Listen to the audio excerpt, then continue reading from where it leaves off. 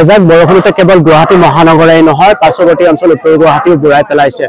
উত্তৰ গুৱাহাটীৰ আৱাসিক অঞ্চলসমূহ বিগত ছমাহৰ পৰা পানীৰ বহু এলেকা বুৰ গৈ আছিল আৰু বিশেষকৈ ব্যস্ততাপূৰ্ণ ৩১ নং ৰাষ্ট্ৰীয় ঘাইপথ সংযোগী যিটো উত্তৰ গুৱাহাটীৰ সংযোগী পথ, সেই পথটো ইতিমধ্যে জৰাজীৰ্ণ হৈ গৈছে। বৃহৎ বৃহৎ গাঁত হৈছে, য'ত ডাম্পাৰ নিচিনা গধুৰ বাহন ফচি থকা আমি প্ৰত্যক্ষ কৰি আহিছোঁ। আৰু যোৱা বৰষুণ জাকে আচলতে গোটেই অঞ্চলটো এটা ভয়ংকৰ পৰিৱেশ সৃষ্টি কৰিছে। তাৰ পিছতে আচলতে আৱাসীসকল ওলাই আহে ৰাজপথলৈ আৰু তেওঁলোকে প্ৰতিবাদ সাব্যস্ত কৰে। প্ৰশাসন তথা লোক নিৰ্মাণ বিভাগে কোনো পদক্ষেপ লোৱাৰ অভিযোগ তুলি তেওঁলোকে এনেধৰণে পথ অৱৰোধ কৰিছে, যাতে ইয়াৰ এটা তৎকালীন ব্যৱস্থা ল'ব লাগে প্ৰশাসনে। আৰু ইতিমধ্যে উত্তৰ গুৱাহাটীৰ ৰাজচক্ৰ বিষয়া ঘটনাস্থলীত উপস্থিত হৈ তদাৰক কৰি আছে সমগ্ৰ ঘটনা। আৰু এই বিষয়টো আচলতে আমি সংবাদ মাধ্যমৰ জৰিয়তে সময়ে সময়ে লৈ গৈ আছো, কিন্তু তৎসত্ত্বেও কিন্তু এই বিষয়টোৰ ওপৰত যি ধৰণৰ গুৰুত্ব আৰোপ কৰিবলৈ গৈছিল সেয়া কৰা হোৱা নাই। চাওক পিছফালে এনেধৰণৰ বাহন ফচি আছে, ৰাস্তাৰ মাজতে বাহন ফচি আছে আৰু এনেধৰণৰ পথ দুৰ্ঘটনা সঘনাই সংঘটিত হয়। কিন্তু ইয়াৰ নিচেই সমীপতে আছে উত্তৰ গুৱাহাটী মহাবিদ্যালয় আৰু মহাবিদ্যালয়ৰ শিক্ষাৰ্থীসকলে বিভিন্ন সময়ত স্কুটি বা আন বাহনত তেওঁলোকে দুৰ্ঘটনাৰ সন্মুখীন হ'বলগীয়া হয়। পোনে পোনে জানিব বিচাৰিম ইয়াতে যি পথ অৱৰোধ কৰা লোকসকল আছে তেওঁলোকৰ সৈতে। বাইদেউ, কেনেকুৱা বাৰু অসুবিধাৰ সন্মুখীন হৈছে? আজি এই সমস্যাটোতো আজিৰ নহয়, বহু দিনৰ বহুত সমস্যা। এইফালে মানে সৰু ল'ৰা ছোৱালী বিশেষকৈ আহিলে মানে বহুত চাইকেলৰ পৰাও পৰে বা স্কুটিও, মানে কালিয়ে স্কুটিও ফাঁচি গৈছে, ডাঙৰ গাড়ীও ফাঁচিছে, বহুত সমস্যা কৰিছে হাতো ভাঙিছে, কৈছে অলপ আগতে এগৰাকীয়ে হাত ভাঙিছে। গতিকে সেয়াই আৰু সোনকালে ভাল কৰিবলৈ, আৰু মানে ড্ৰেইন আধা হৈ আছে বনোৱা, সেই ড্ৰেইনখিনি হয়তো মানে বনাই দিব লাগে, পানীখিনি ড্ৰেইন কৰি দিব লাগে। যিহেতুকে উত্তৰ গুৱাহাটীত উন্নয়নৰ কাম চলি আছে, উন্নয়নৰ ক্ষেত্ৰতো কিছু ক্ষেত্ৰতো আমিও চেক্ৰিফাইচ কৰিব লাগিব, আমি নাগৰিক হিচাপে, স্থানীয় বাসিন্দা হিচাপে। কিন্তু মিনিমাম যিখিনি আমাৰ মানে সুবিধা চলা ফুৰাৰ ক্ষেত্ৰত যিখিনি কৰিব লাগে সেইখিনি সোনকালে কৰি দিলে ভাল হয়, সকলোৰে ভাল হয়। অকল ব্যক্তিগত বোলে আমাৰ নহয়, স্কুলৰ ল'ৰা ছোৱালীখিনি, স্কুলৰ যি বাছবিলাক যায়, যেনেকে ধলং পলংকে যায়, আমিতো ভয় খাই যাওঁ। যদি কিবা এটা হ'ব লাগে তেতিয়াহ'লে কি হ'ব? আচলতে বহু সুবিধাৰ সন্মুখীন হৈ আহিছে আৱাসীসকলে।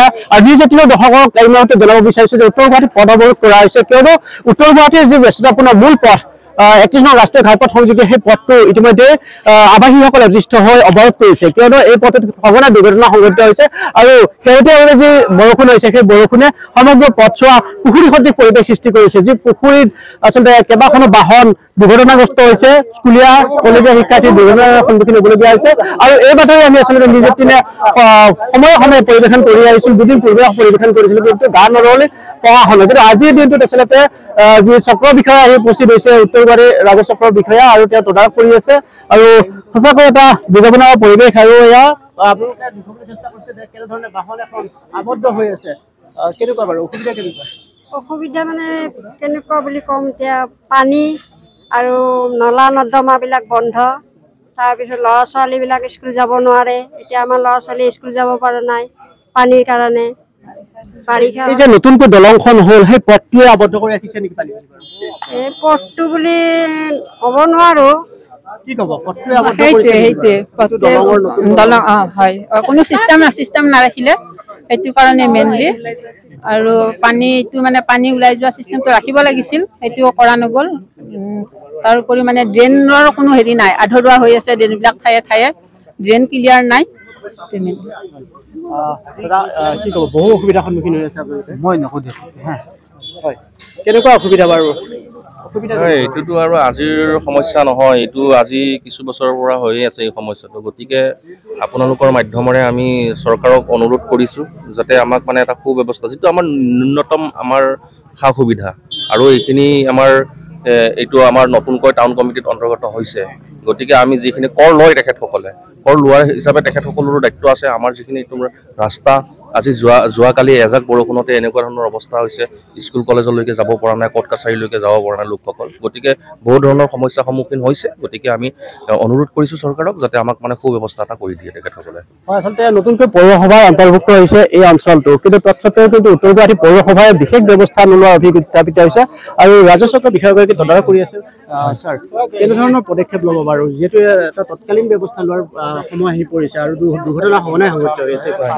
আমি পানীখিনি যিখিনি ৰাস্তাৰ ওপৰত গোট খাইছে সেইখিনি যাতে তাৎক্ষণিকভাৱে এইখিনি উলিয়াই দিব পাৰোঁ, তাৰ কাৰণে পিছফালে আমি খনন কাৰ্য চলি আছিলে আমাৰ ড্ৰেইনটো, এইখিনি অলপ পেণ্ডিং আছে লাষ্টত সেইখিনি আমি আজি ক্লিয়াৰ কৰি পেলাই ৰাস্তাটোৰ পানীখিনি উলিয়াবৰ কাৰণে ব্যৱস্থা কৰিম মূল যিটো নতুনকৈ দলং নিৰ্মাণ কৰি থকা সেই দলংখনৰ পথটো অসুবিধা কৰিছে সিমানটো মই ক'ব নোৱাৰিম আমাৰ তেখেতসকলৰো ইঞ্জিনিয়াৰ আহি আছে যিটো আপোনাৰ ৰোড মানে ব্ৰিজৰ তেওঁলোকো আহি পাব তেওঁলোকৰ লগত মিলি আৰু ৰাইজৰ লগত মিলি আমি একেলগে চাই দিম গোটেইখিনি ধন্যবাদ আৰু এয়া আছিল উত্তৰ গুৱাহাটীৰ ৰাজহ চক্ৰৰ বিষয়ে এইটো অসুবিধাটোতো বুজাব নোৱাৰা অসুবিধা মই নিজে সংবাদ কৰি অসুবিধাটো বহুতেই অসুবিধা তাৰমানে আজি বহুত দিনৰ পৰা ইয়াত বহুতকেইটা এক্সিডেণ্ট হৈ গ'ল আপ টু ডেথলৈকে ইয়াত মানে ডেকা ল'ৰা ঢুকাইছে গভৰ্ণমেণ্ট চাকৰিয়াল গতিকে ইয়াৰে নলা নৰ্দমাটো চাফা কৰি পেলাই ৰাস্তাটো অলপ শিল গিটি চিটি পেলাই টেম্পৰাৰীলি এইটো প্ৰব্লেমটো ছল্ভ কৰি দিব লাগে কাৰণ আমি জানো ব্ৰিজখন কমপ্লিট নোহোৱালৈকে এইটো